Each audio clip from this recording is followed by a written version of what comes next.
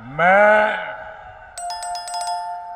बहुत खुशकिस्मत हाँ कि श्री गुरु तेग बहादुर जी ये पावन चरण छो स्थान ਅਤੇ श्री काली माता जी दे पावन स्थान पटियाला तो मैनू अपने पंजाब दौरे की शुरुआत करने का मौका मिला है।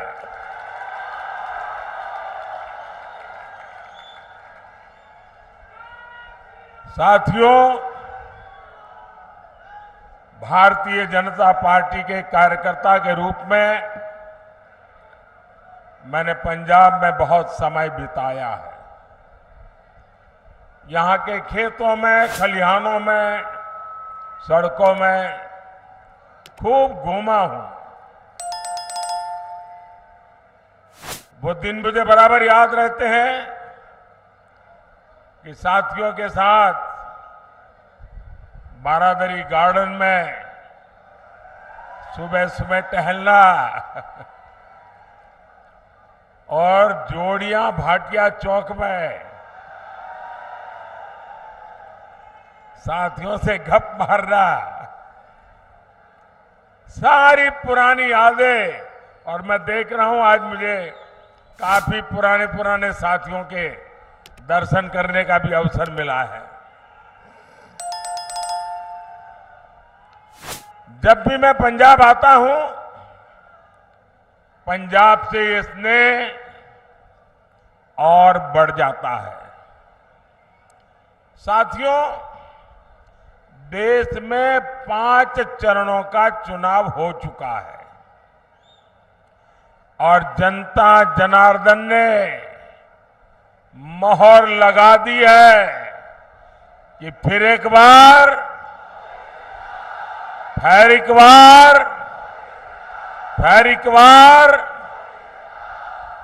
पंजाब भी अच्छे से जानता है कि उसे अपना वोट बेकार नहीं करना है। और आप तो जानते हैं, वोट उसे दीजिए जो सरकार बनाए, वोट उसे दीजिए जो विकसित पंजाब बनाने के लिए प्रतिबद्ध हो, जो विकसित भारत बनाने का संकल्प लेकर चला हो। और इसके लिए जरूरी है फिर एक बार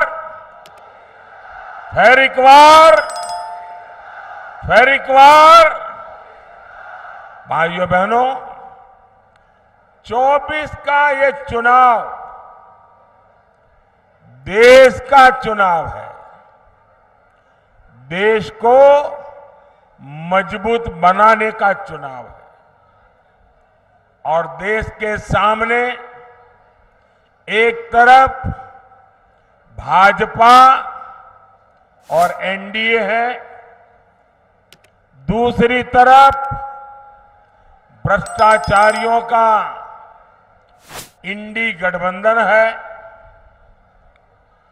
इंडी गठबंधन जिसके पास न नेता है न नियत है। एक तरफ मोदी है जो लड़ाकू विमान से लेकर एयरक्राफ्ट कैरियर तक भारत में बना रहा है। दूसरी तरफ इंडी गठबंधन है जो लिखित रूप में कहता है कि हमारे परमाणु हथियारों तक को समाप्त कर देना चाहिए। आज बुद्ध पूर्णिमा है। आज ही के दिन, बुद्ध पूर्णिमा के दिन, भारत ने अणु विस्फोट करके अपनी ताकत का परिचय करवाया था। साथियों, एक तरफ आतंकवादियों को घर में घुसकर मारने का साहस, दूसरी तरफ इंडी वाले हैं जो आतंकवादियों के एनकाउंटर पर आंसू बहाते हैं। एक तरफ मोदी सरकार है जिसने 10 साल में 25 करोड़ लोगों को गरीबी से बाहर निकाला है। वहीं दूसरी तरफ इंडी गठबंधन है जो कहता है कि आपकी कमाई, आपके खेत खलिहान का आधा हिस्सा छीन लेगा। इंडी गठबंधन समाज को, देश को बांटना चाहता है, लेकिन मोदी भारत को विकसित भारत बनाना चाहता है। और इसलिए मैं आज पंजाब की धरती पर पंजाब के मेरे भाई बहनों से मैं आज आशीर्वाद मांगने आया हूं। गुरुओं की भूमि पर सर झुका करके आशीर्वाद मांगने के लिए आया हूं। भाइयों और बहनों, राष्ट्र रक्षा हो, आस्था और संस्कृति की रक्षा हो या फिर देश का विकास, पंजाब ने, सिख समाज ने हमेशा आगे बढ़कर काम किया है। यहां के लोगों ने खेती से लेकर उद्यमिता तक देश के विकास को नेतृत्व दिया है। लेकिन साथियों, कट्टर भ्रष्टाचारियों ने पंजाब का क्या हाल बना दिया है। यहां से उद्योग कारोबार पलायन कर रहा है और ड्रग्स का, नशे का कारोबार फल फूल रहा है। यहां राज्य सरकार का हुक्म नहीं चलता। यहां रेत खनन mafia, drug mafia, shooter gang की मनमानी चलती है। पूरी सरकार कर्ज पर चल रही है। सारे मंत्री संतरी मौज कर रहे हैं और जो कागजी सीएम है उन्हें दिल्ली दरबार में हाजिरी लगाने से ही फुर्सत नहीं है। क्या ऐसे लोग पंजाब का विकास कर सकते हैं?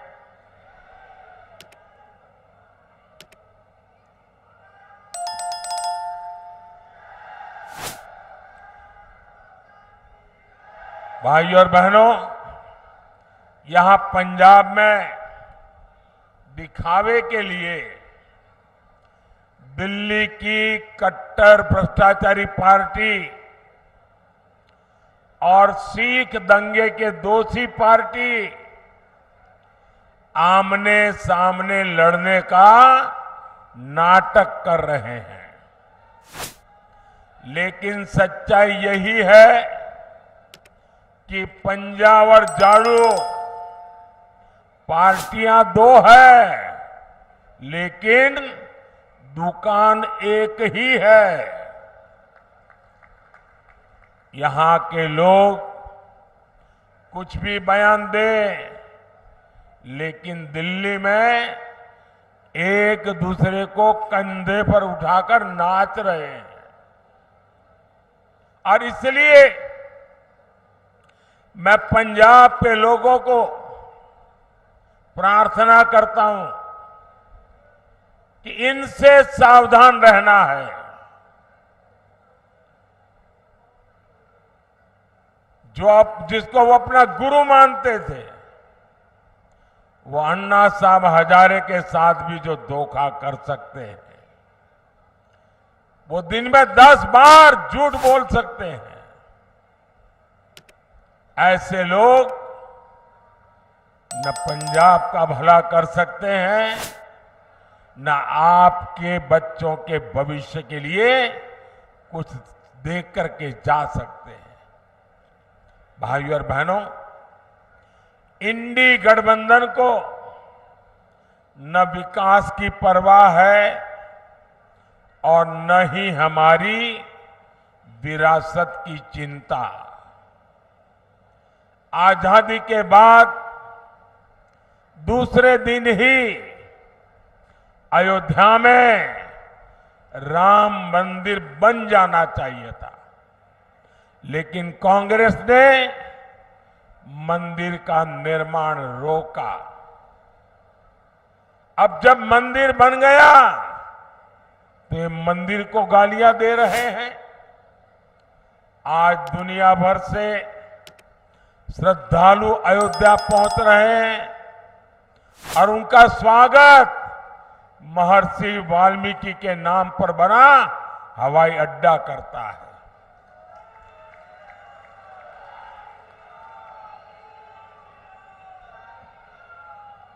लेकिन इन्हें हर उस बात से नफरत है जिससे हमारी आस्था का सम्मान होता हो। साथियों, ये इंडी गठबंधन वाले घोर सांप्रदायिक है, ये घोर जातिवादी है, ये घोर परिवारवादी है। सत्ता के लिए ये किसी को भी धोखा दे सकते हैं।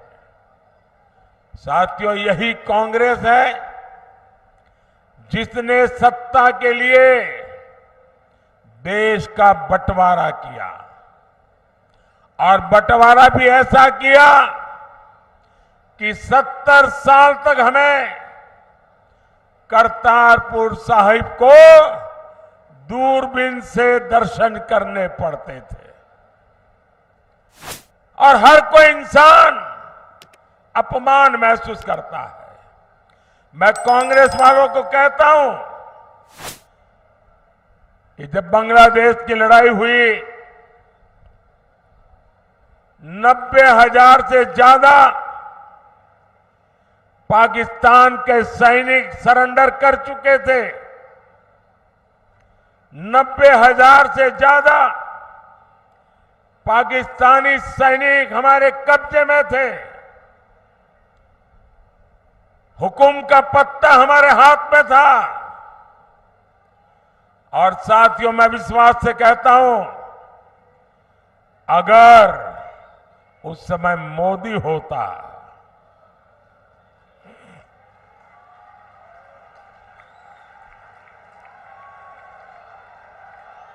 अगर उस समय मोदी होता तो मैं इनसे करतारपुर साहब लेकर के रहता, तब जाकर के उनको जवानों को छोड़ता।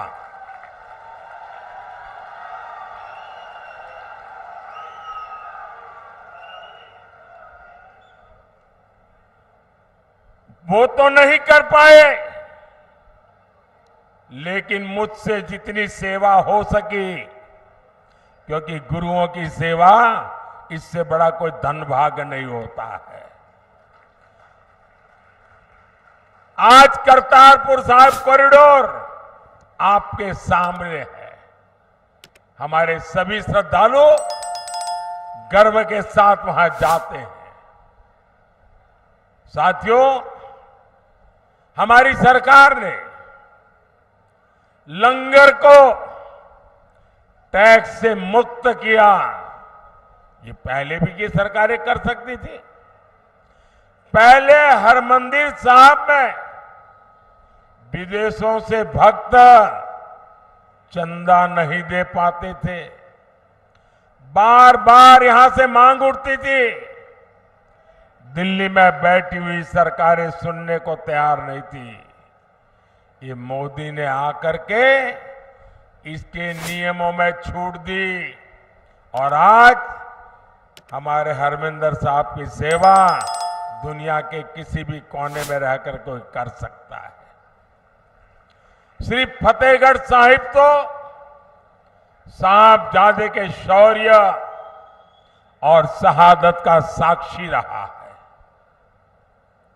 ये मोदी सरकार है जिसने साहबजादों के शौर्य के लिए समर्पित वीर बाल दिवस घोषित किया।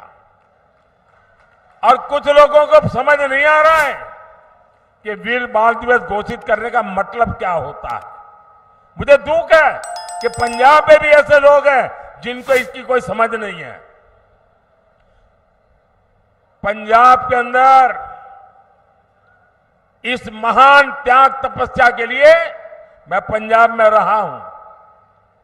कई दिनों तक हमारी माताएं बहनें, हमारा परिवार व्रत रखता है, जमीन पे सोता है। कितना महत्वपूर्ण श्रद्धा का विषय है। लेकिन हिंदुस्तान में केरल में जाइए, उनको कुछ पता नहीं। तमिलनाडु में जाइए, कुछ पता नहीं। आसाम में जाइए, कुछ पता नहीं। इतना बड़ा त्याग और बलिदान और मेरे देश के लोगों को पता नहीं है। ये मुझे बहुत खटकता था। मैं चाहता हूं हिंदुस्तान के हर बच्चे के दिल दिमाग में साहबजादों का बलिदान हमेशा हमेशा रहना चाहिए। किसी भी बालक मन के लिए इससे बड़ी कोई प्रेरणा नहीं हो सकती। और इसलिए हमने वीर बाल दिवस के रूप में पूरे हिंदुस्तान में हर स्कूल, कॉलेज, गांव कार्यक्रम करने की परंपरा खड़ी की है। अगर पंजाब के लोग भी इस काम को न समझ पाए तो इससे बड़ा चिंता का विषय क्या हो सकता है। आपको याद होगा अफगानिस्तान में हमारे सिख परिवार संकट में थे। हम सभी को सुरक्षित वापस लाए। हम गुरु ग्रंथ साहब के स्वरूपों को भी अदब के साथ मेरा मंत्री जाके सर पे सम्मान के साथ लेकर के आया। साथियों, ये प्रधानमंत्री की बात छोड़ दीजिए, मेरा तो आपसे खून का नाता है। गुरु गोविंद सिंह जी के जो पहले पंच प्यारे थे उसमें मेरा एक द्वारिका का पंच प्यारों में था। मेरा आपसे खून का रिश्ता है। इतना ही नहीं, आज अगर जामनगर में जाएंगे तो वहां जो सबसे बड़ा अस्पताल है वो गुरु गोविंद सिंह जी के नाम पर है, जिस जामनगर जिले में द्वारिका पड़ता है। लेकिन आप तक ये सत्य पहुंचाया नहीं जाता है। आपको जानकर के खुशी होगी और कभी फुर्सत मिले तो लखपत जाके आना। गुरु नानक साहब वहां विश्राम किया था। वो गुरुद्वारा भूकंप के अंदर क्षतिग्रस्त हो गया, करीब करीब ध्वस्त हो गया। मैं मुख्यमंत्री था, मैंने कहा मुझे वैसा ही गुरुद्वारा बनाना है जो गुरु नानक देव जी के समय के साथ। अब मेरे पास उसके लिए बनाने वाले लोग नहीं थे। मैंने देश भर में खोजा, उसके लिए मैं मिट्टी लाया, उन आर्टिजन को लाया जो बना सकते थे। और आपको खुशी होगी, आज कच्छ के रेगिस्तान में आखिरी गांव में लखपत में मैंने वो गुरुद्वारा वैसा ही बना दिया जैसा पहले था। और आज उसका मैं विस्तार भी कर रहा हूं। वहां कोई वोट नहीं है। ये वोट के लिए मोदी नहीं करता है, श्रद्धा है इसलिए कर रहा है। गुरुओं के त्याग बलिदान के प्रति ये सर झुकता है मोदी का, इसलिए कर रहा है।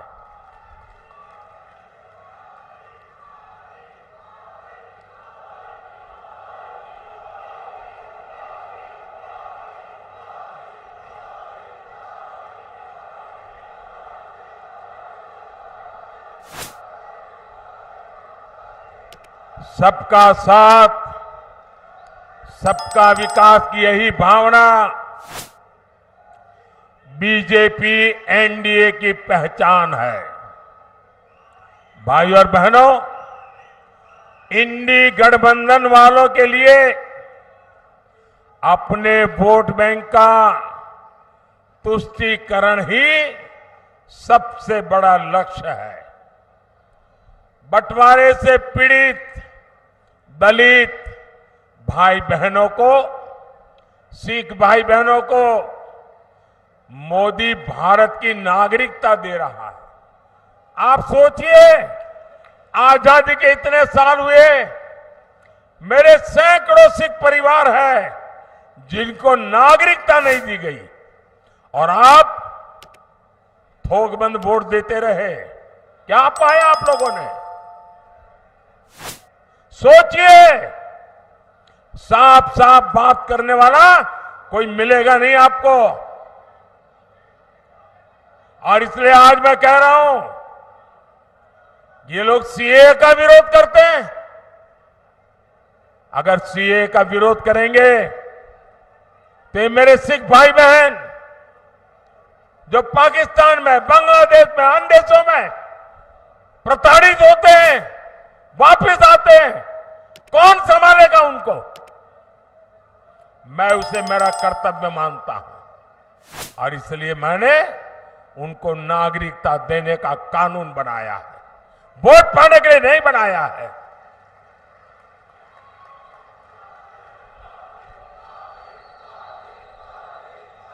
और ये इंडिया अलायंस वाले देख लीजिए, सीए के नाम पर दंगे कराए और ये आज भी कह रहे हैं कि वो वापस आएंगे तो सीए को खत्म कर देंगे। आप मुझे बताइए, क्या बंटवारे के पीड़ित सिखों को भारत की नागरिकता देना गलत है क्या? देनी चाहिए कि नहीं देनी चाहिए? मोदी सही कर रहा है कि नहीं कर रहा है? साथियों, गुरुओं ने हमें सामाजिक न्याय की सीख दी है। इसलिए भाजपा दलितों, पिछड़ों के सच्चे सामाजिक सशक्तिकरण पर बल दे रहा है। मोदी ने देश और दुनिया में बाबा साहब आंबेडकर को समर्पित पंच तीर्थ बनाए हैं। संत रविदास के अनुयायियों का तो बार बार मुझे बनारस में स्वागत करने का अवसर मिलता है। और अभी मध्य प्रदेश में जहां हमारी सरकार है, संत रविदास जी का भव्य मंदिर बना रहे हैं हम। काशी में संत रविदास जी की जन्मस्थली का विकास किया जा रहा है। गरीब का बेटा हर गरीब की चिंता करता है। हर जरूरतमंद को मुफ्त अनाज मिलता रहेगा। इसके लिए मैंने मुफ्त राशन की योजना चलाई है।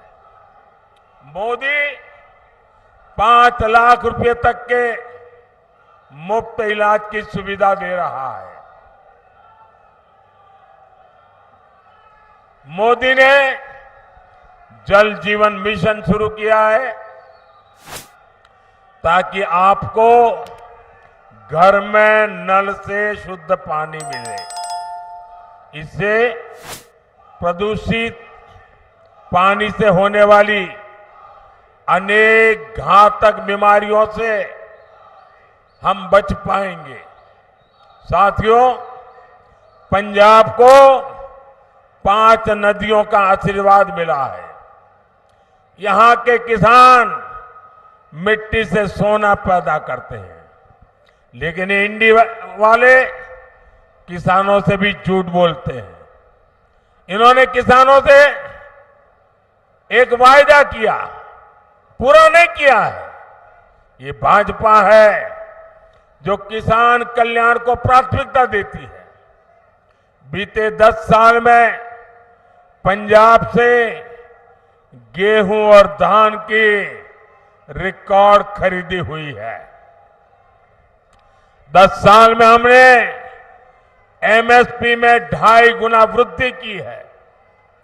यहां पंजाब के हर किसान को पीएम किसान सम्मान निधि के करीब 30,000 रुपये, एक एक किसान को 30,000 रुपये मिल चुके हैं। केमिकल खेती से धरती मां को बचाने के लिए हमारी सरकार नेचुरल फार्मिंग पर जोर दे रही है। साथियों, भारत तभी विकसित होगा जब पटियाला जैसा हमारा सेंटर विकसित होंगे। आने वाले 5 साल में भारत एक बड़े मैन्युफैक्चरिंग हब बनने की तरफ आगे बढ़ रहा है। इसका सीधा लाभ पंजाब को और पटियाला जैसे शहरों को होने वाला है। हमने एजुकेशन सेक्टर को विदेशी संस्थानों के लिए खोल दिया। इससे विदेशी यूनिवर्सिटीज भी देश में कैंपस खोल रही है।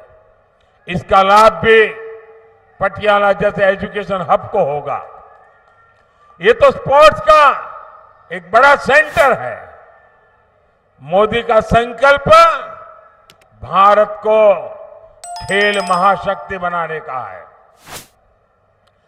और 2029 जब यूथ ओलंपिक होगा, 2036 जब ओलंपिक होगा, भारत तैयारी कर रहा है ये ओलंपिक हिंदुस्तान की धरती पर हो। और इसलिए खिलाड़ियों और स्पोर्ट्स इंफ्रास्ट्रक्चर पर इतना खर्च किया जा रहा है। भारत में ओलंपिक्स हो, इसके लिए हम पूरी तैयारी कर रहे हैं। इससे देश में स्पोर्ट्स इकोनॉमी का निर्माण होगा, नई नौकरियां, नए रोजगार बनेंगे। भाइयों और बहनों, 1 जून को आपको विकसित पंजाब के लिए, विकसित भारत के लिए वोट करना है। पटियाला से परिणीत कौर जी, फतेहगढ़ साहिब से गेजाराज वाल्मीकि जी, संगरूर से अरविंद खन्ना जी, भटिंडा से परमपाल कौर सिद्धू जी, फरीदकोट से हंसराज हंस जी को ज्यादा से ज्यादा वोट से विजयी बनाए। और आप जब इनको वोट देते ना, वो वोट सीधा सीधा मोदी के खाते में जाता है। और इसलिए मैं आज पंजाब की धरती से, मेरी ये पहली चुनाव सभा से सभी पंजाब के नागरिकों का आग्रह करता हूं कि हमें पंजाब को बदलना है। हमें पंजाब को नई ऊंचाइयों पर ले जाना है। हमें पंजाब को वो पुराना गौरव वापस लौटाना है। और ये काम सिर्फ और सिर्फ भाजपा कर सकती है। मैं आपका साथ चाहता हूं, मैं आपका आशीर्वाद चाहता हूं और मैं आपको वादा करता हूं, ये मोदी की गारंटी है। आपका